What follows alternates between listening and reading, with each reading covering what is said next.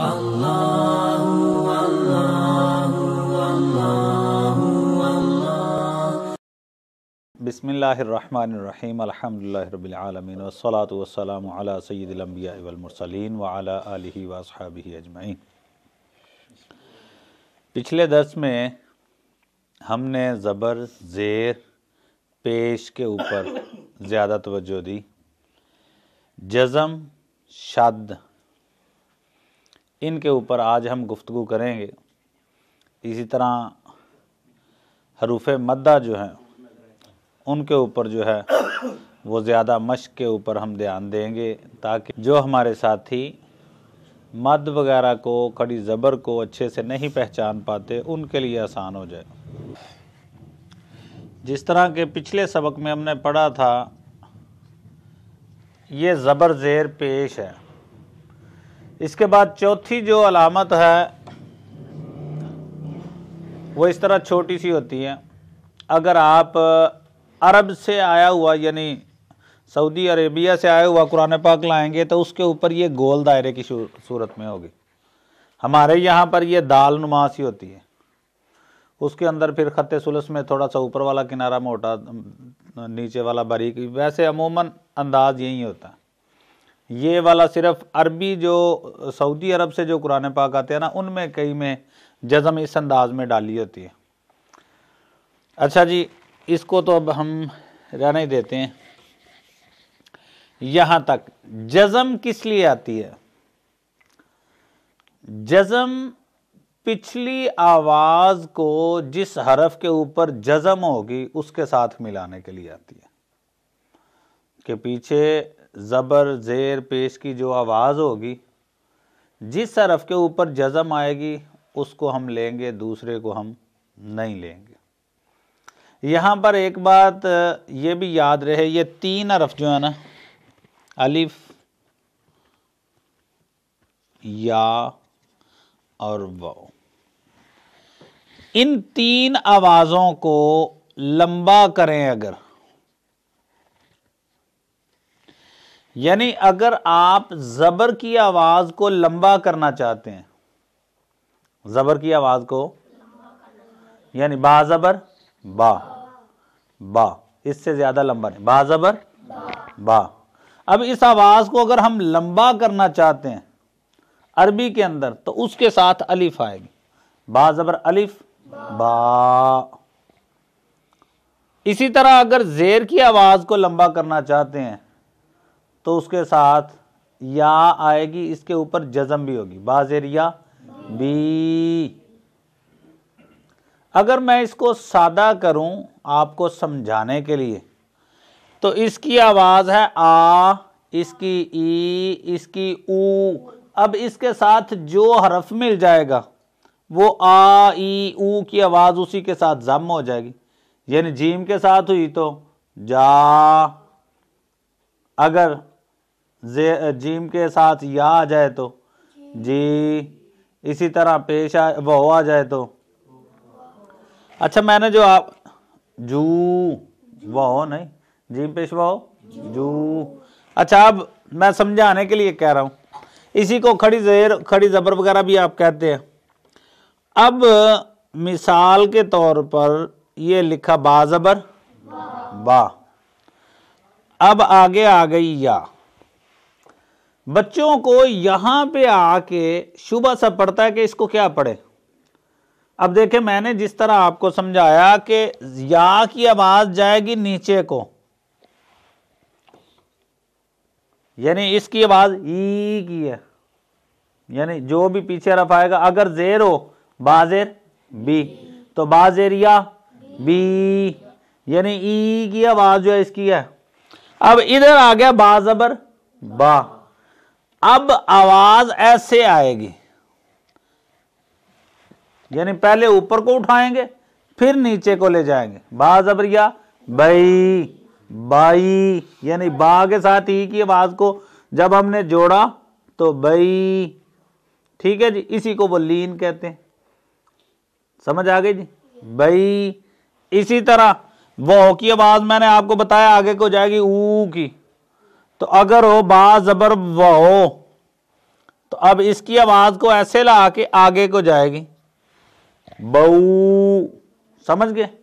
यानी वो थी ना बापेश बू, तो बापेश वो बू, इसी तरह बा जबर वो बऊ के आवाज आगे को लंबी होगी जाएगी।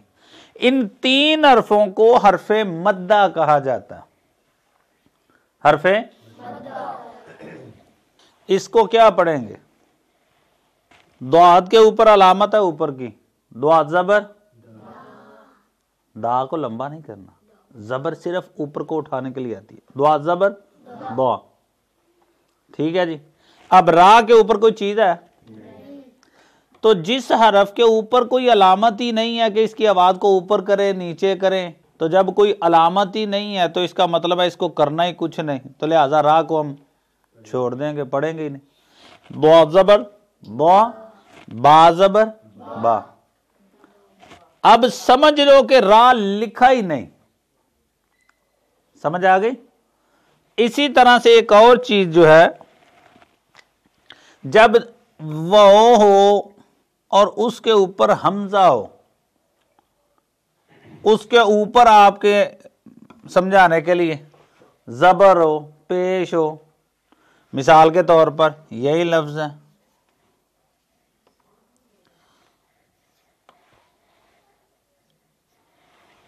सीन पे सू। अब ये जो जबर है ये हमजा के ऊपर है या वाव के ऊपर? लिहाजा समझ लें कि वो लिखा ही नहीं, हमें सिर्फ उससे गरज है जिसके ऊपर जबर जेर पेश है, जज़म है। जिसके ऊपर कुछ लिखा ही नहीं वो हमारे लिए है ही नहीं। तो वो लिखा क्यों जाता है? वो लिखा इसलिए जाता है कि जो बंदा अरबी के कायदे जानता है उसके लिए इसमें इशारा है कि इस हमजा की जगह पर वो भी पढ़ी जा सकती है, यानी इसको सुवालुन भी पढ़ा जा सकता है। इसी तरह कुरान पाक में आप लफ्ज पढ़ते हैं, लफ्ज मशहूर तरीन है कुरान पाक में युमिनूना। अब ये वो लिखी है, पढ़ने में नहीं आती, लेकिन जिस बंदे ने कवायद पढ़े होंगे वो जानता होगा कि इसको युमिनूना भी पढ़ सकते हैं। हम इसको कवायद की रूह से कहता है कि हमजा साकिन मुजहर जब माकबल जमा हो तो उसको वो से तब्दील करना जायज़ है, युमिनूना भी पढ़ सकते हैं, लेकिन आप लोग नहीं पढ़ सकते, ना ही कुरान पाक में हम इस तरह का पढ़ते हैं।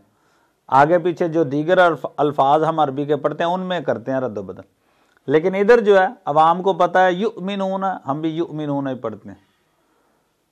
तो ये लिखने का मकसद फ़कत इतना सा है, ठीक है जी। पर आप लोगों ने जो याद रखना है, जिसकी तरफ मैं तवज्जो दिला रहा हूं, कि अगर 2 हरफ इकट्ठे लिखे हों जिस तरह से ये वाव और हमजा है, तो आपने हमजा को पढ़ना है, वाव को नहीं पढ़ना, ठीक है जी। एक तो हमने ये पढ़ लिया कि अगर कोई हरफ बगैर जेर जबर पेश के हो तो उसको नहीं पढ़ना। सिर्फ एक हरफ ऐसा है कि अगर उससे पहले जबर हो तो उसको पढ़ते हैं, वो है अलिफ। कि अगर इससे पहले कोई जबर वाला हरफ आ गया तो इसको इसके साथ मिलाएंगे, सिर्फ जबर वाला। अच्छा, इसी तरह एक और छोटा सा सवाल,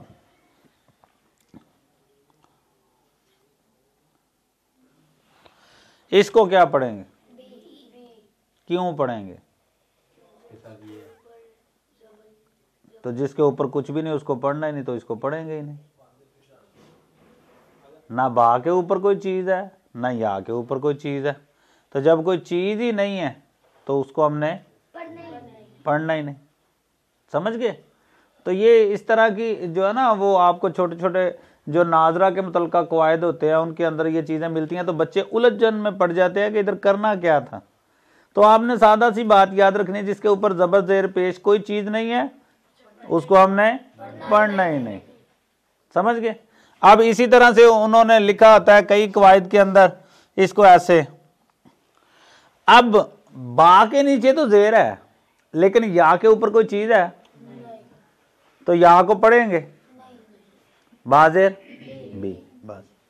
अगर या के ऊपर जबर आ गई तो बाजेर बी या जबर, ठीक है जी। अगर इसी की बजाय इसके ऊपर जज़म आ जाए तो बाज एरिया बी, तो जज़म कहती है इसको पिछले के साथ मिलाओ, तो अब इसको हम इसके साथ मिलाएंगे। इसी तरह एक जो चीज मैंने बच्चों में गौर की कि उनको बड़ी मुश्किल सी लगती है,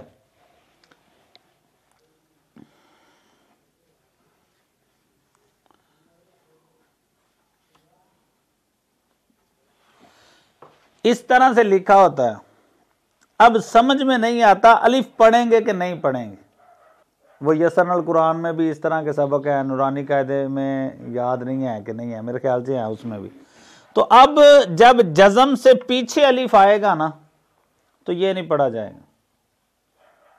जज़म से पीछे जब अलिफ आएगा तो वो एक मकाम है आल आना, उसके अलावा कहीं पे नहीं पढ़ा जाता। आप लोग मोटा सा यही याद रखें, जहां पे पढ़ना होगा वहां पर जिस उस्ताद के पास आप पढ़ते होंगे वो आपको तवज्जो दिला देगा कि इसको पढ़ना, उसके अलावा वैसे कोई नहीं है। तो अब जज़म से पहले अगर अलिफ आ गया तो अब अलिफ को इधर भी नहीं पढ़ना, लाम जबर फा, ठीक है जी। अगर जबर के बाद अलिफ हो, अलिफ के बाद जज़म वाला रफ हो तो अलिफ को नहीं पढ़ते। इसी तरह जो मैंने पिछले सबक के अंदर आप लोगों को समझाया था उसी को भी थोड़ा सा आगे लेके चले। पिछले सबक में हमने पढ़ा था कि अगर जबर के ऊपर, जेर के ऊपर या पेश वाले हरफ के ऊपर सांस लें तो जबर जेर पेश को खत्म कर देते हैं। याद है या नहीं कि जबर वाले हरफ पे सांस लें, जेर वाले हरफ पे सांस लें या पेश वाले पे लें, ठहरें तो फिर उसको खत्म कर देते हैं। अब अगली चीज हम सारे इस्तेमाल करते हैं लेकिन अरबी में बच्चे जो है ना वो भूल जाते हैं, गोलता। अब देखें जरा, मिसाल के तौर पर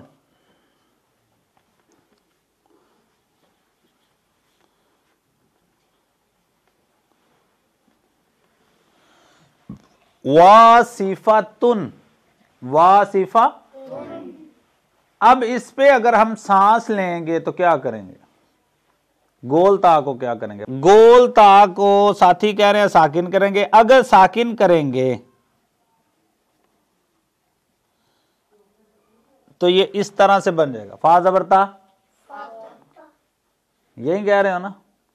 यही हमारे बच्चों को उलझन पड़ती है।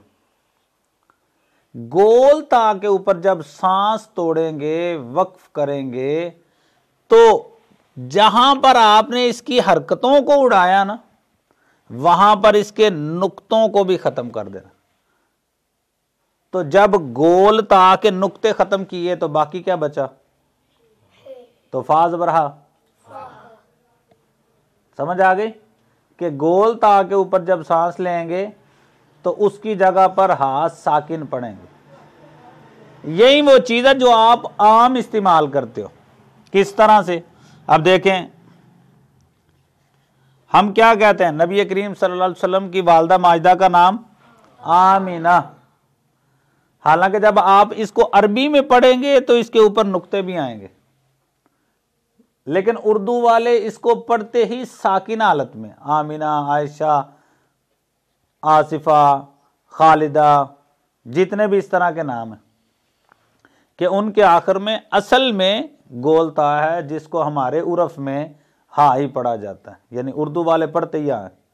तो आप ये याद रखें कि जब गोलता वाले हरफ के ऊपर जिस हरफ के, जिस लफ्ज के आखिर पे गोलता हो वहां पर सांस लेना है तो ता की बजाय हा साकिन पढ़नी है, उधर ता की बजाय, समझ गए।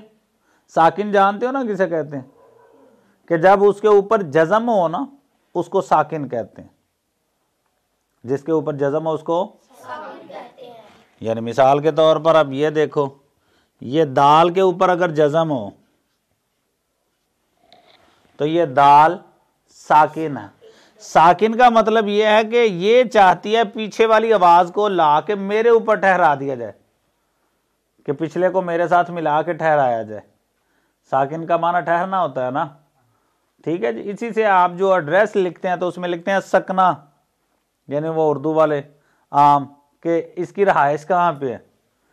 तो जो आवाज थी मिसाल के तौर पर जीम जबर जा, तो जा की आवाज को उन्होंने कहा दाल के ऊपर ठहराओ, जीम जबर दाल जद, जद अरबी में दादा को कहते हैं, ठीक है जी, जद, समझ आ गई। इसी से उर्दू वाले भी जद्दी पुश्ती का जो लफ्ज इस्तेमाल करते हैं वो इसी से। अच्छा जी, एक तो हो गया ये। दूसरा, एक बच्चों के लिए जो उलझन का सबब बनता है, दो जबरें, कि दो जबरों पे सांस तोड़ेंगे तो क्या करेंगे। इसका सादा सा हल है, एक जबर, और जबर के बाद जब अलिफ आ जाए तो उसको पढ़ते हैं बा जबर अलिफ। सिर्फ एक हरफ ऐसा है जिसके ऊपर दो जबरें हो, दो जेरें हो, जो मर्जी हो, उसको आ में बदल देना गोल था। यानी मिसाल के तौर पर अगर हो ना लफ्ज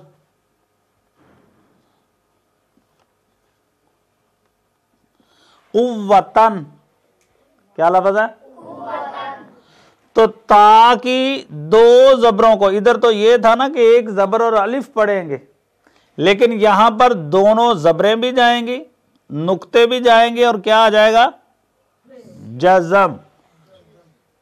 नुक्ते उड़ाए तो है ही बची ना बाकी, तो वो जबर हा, वाह, उव्वाह। समझ गए जी, काफी है इतना ही आज के लिए।